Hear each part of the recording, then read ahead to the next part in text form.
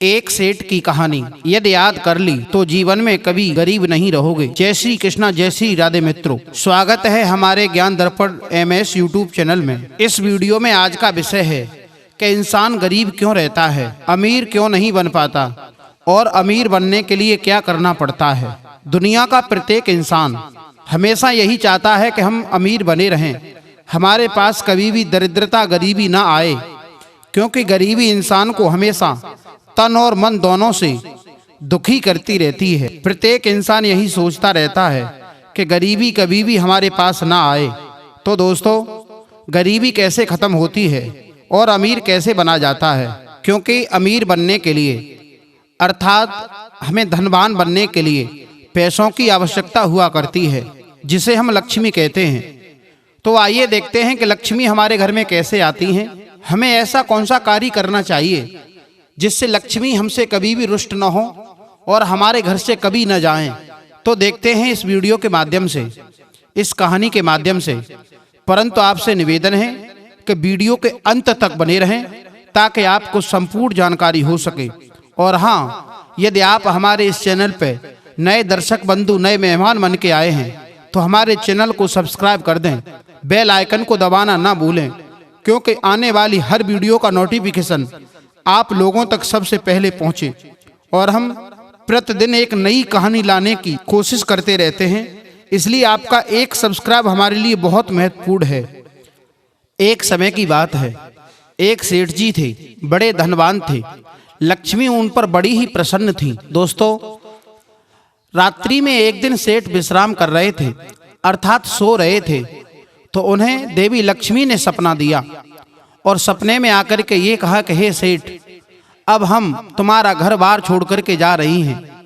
जैसे ही सेठ ने लक्ष्मी की ये बातें सुनी, सेठ दोनों हाथ जोड़ करके रोने लगे, गिड़गिड़ाने लगे। जवाब दिया है कि हे देवी लक्ष्मी, अगर तुम हमारा साथ छोड़ करके चली जाओगी, अगर तुम हमारा घर द्वार छोड़ करके चली जाओगी तो हमारा कोई अस्तित्व नहीं रहेगा। लोग हमारा सम्मान करते हैं, कोई भी हमारा सम्मान नहीं करेगा। समाज में हमारा कोई भी किसी प्रकार का सम्मान नहीं रह जाएगा।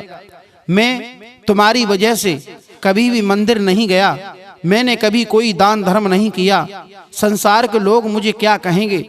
संसार के लोग मेरी कोई भी बात नहीं सुनेगा, कोई भी मेरा सम्मान नहीं करेगा, इसलिए तुम मुझे छोड़ करके मत जाना। उसी समय लक्ष्मी कहने लगी कि सेठ, तुम एक बात तो जानते हो भली भांति, एक जगह पर सर्वदा मैं नहीं रुकती हूँ, क्योंकि एक जगह को छोड़ करके दूसरी जगह पे मुझे जाना होता है। भक्तों, उसी समय सेठ से एक बात कही देवी लक्ष्मी ने कि हे सेठ, हाँ मैं जा तो रही हूँ, लेकिन तुम बार बार निवेदन कर रहे हो, बार बार रो रहे हो, तो मैं जाते जाते तुम्हें एक वरदान देना चाहती हूँ। एक वरदान में तुम्हारी इच्छा अनुसार मैं वरदान दूंगी, तुम्हारी जो भी मन में हो वो मुझसे मांग लो। सेठ कहने लगा है कि हे देवी, अगर तुम जा ही रही हो, मुझे कुछ वरदान में देना ही चाहती हो, तो ये वरदान मैं आज नहीं मांगूंगा। मैं अपने घर परिवार वाले लोगों के पास में जाऊंगा और उनसे सामंजस्य बनाऊंगा और उनसे पूछूंगा कि मुझे क्या मांगूं। मैं सभी की सलाह के अनुसार वरदान मांगूंगा। मित्रों, देवी लक्ष्मी कहने लगी कि ठीक है, कोई बात नहीं है। जैसे ही सुबह हुआ है, सेठ की आंख खुली। सेठ झटपट जैसे ही पलंग से उठा, उठने के बाद में चारों पुत्र बहुओं को बुलाया और जवाब दिया है कि बेटा, अब देवी लक्ष्मी हमारा घर छोड़ करके जा रही हैं। मुझे रात में सपना हुआ है कि अब लक्ष्मी हमारे घर से विदा लेंगी। यदि लक्ष्मी हमारे घर से चली गई तो हमारे ऊपर दरिद्रता आ जाएगी, हम गरीब हो जाएंगे, दर बदर की भीख मांगेंगे, 2 वक्त की रोटी नहीं मिलेगी। अब क्या होगा? लेकिन हाँ, देवी लक्ष्मी ने जाते जाते एक वरदान मांगने की कहा है और मैं तुमसे ये सलाह ले रहा हूँ, बताओ मैं देवी लक्ष्मी से क्या वरदान मांगूं। उसकी 4 पुत्र बहुएं थीं सेठ की। सबसे बड़ी झटपट बहू कहने लगी कि पिताजी, अगर देवी लक्ष्मी जा रही हैं, एक वरदान देने की कहा है, तो उनसे वरदान में ये क्यों नहीं मांग लेते कि संसार में जितने भी हॉस्पिटल हैं, जितने भी स्कूल हैं, वो सब हमारे हो जाएं। क्योंकि पैसा पैदा करने का सबसे बड़ा स्रोत स्कूल और अस्पताल ही हैं। अगर लक्ष्मी चली भी जाएंगी तो हमारे ऊपर कोई भी हानि नहीं होगी। उसके बाद में दूसरी बहू का नंबर आया। दूसरी बहू कहने लगी कि पिताजी, अगर तुम्हें वरदान मांगना है तो ये वरदान मांग लेना कि संसार में जितनी भी जमीन है, जितनी भी खेती है, वो अधिक से अधिक हमारी हो जाए, क्योंकि अधिक से अधिक अन्न हमारे यहाँ उगेगा और ये पैसा पैदा करने का सबसे बड़ा स्रोत है। जैसे ही तीसरी का नंबर आया, तीसरी कहने लगी है कि पिताजी, अगर तुम्हें वरदान मांगना है तो ये वरदान मांग लेना कि संसार में जितने भी ठेला, मोटर, बस, कार, जितने भी वाहन हैं वो सब हमारे हो जाएं, जितने भी पेट्रोल पंप हैं वो सब हमारे हो जाएं, क्योंकि पैसा पैदा करने का स्रोत सबसे अधिक यही है।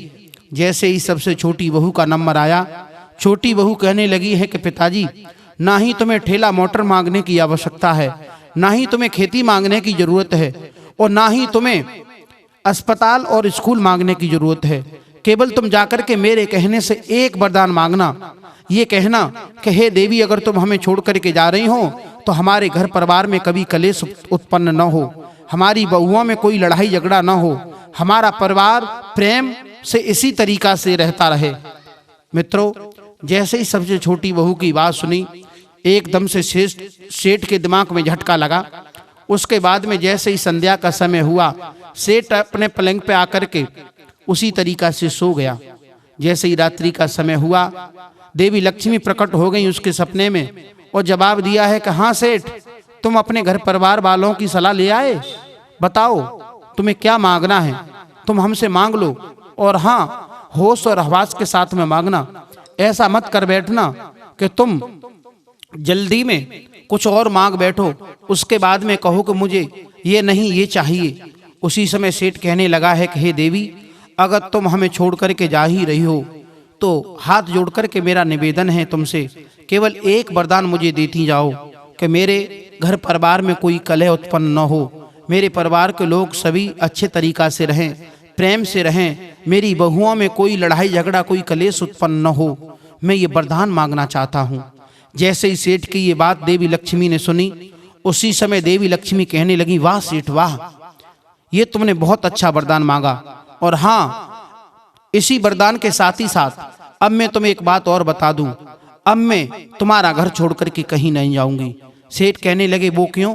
जवाब दिया है कि तुम एक बात नहीं जानते हो, जिस जगह पे सुमति होती है, जिस जगह पे घर परिवार के लोग सलाह से रहा करते हैं, सभी लोगों में प्रेम रहा करता है, उस जगह पर मेरा सर्वदा ही निवास रहता है। मैं उस घर को छोड़ करके कभी नहीं जाती, और जिस घर में लड़ाई झगड़ा कलेश बने रहते हैं उस घर में मैं कभी अपना पैर नहीं रखती। इसलिए अब मैं सर्वदा तुम्हारे ही घर में रहूंगी। यह तुम्हारी पुत्र बहुएं परिवार प्रेम से रहेगा तो इससे अच्छा मुझे और कहाँ स्थान मिल सकता है। और मित्रों, बुजुर्गों ने एक कहावत भी कही है, जहाँ कुमत वहाँ विपत निधाना, जहाँ सुमत वहाँ संपत नाना। जिस जगह पर कुमति होती है, जिस जगह पे लड़ाई झगड़ा घर परिवार में रहते हैं, जिस जगह पे लोगों की नीयत अच्छी नहीं होती है, उस जगह पे लक्ष्मी कभी भी झांकने के लिए भी नहीं जाती हैं। जिस जगह पे प्रेम रहता है, घर परिवार के लोग बड़े ही प्रेम से रहा करते हैं, उस जगह पर लक्ष्मी का निवास रहा करता है। इसलिए सभी लोगों से विनम्र निवेदन है, इस कहानी कहने का उद्देश्य है घर परिवार वाले लोगों के साथ में मिलजुल करके रहें, घर परिवार वाले लोगों से प्रेम बनाए रखें, ताकि लक्ष्मी तुम्हारे घर को छोड़ करके कभी न जाएं। जो लोग धनवान बनना चाहते हैं, जो लोग अमीर बनना चाहते हैं, उनसे निवेदन है कि सबसे पहले अपने परिवार के लोगों में प्रेम बढ़ाओ, प्रेम से सब लोग रहो, माता पिता की सेवा करो, घर में पत्नी को कभी भी मारना पीटना बंद करो, तो तुम्हारे घर में अवश्य ही लक्ष्मी आएगी, और एक दिन ये हमारा वादा है, तुम धनवान बन जाओगे। इसलिए सभी मित्रों को राधे राधे। अब हम विदा लेते हैं और मिलेंगे किसी नई वीडियो के साथ में। तब तक आप अपने परिवार वाले लोगों के साथ में प्रेम से रहें। जय श्री राधे, जय श्री कृष्णा।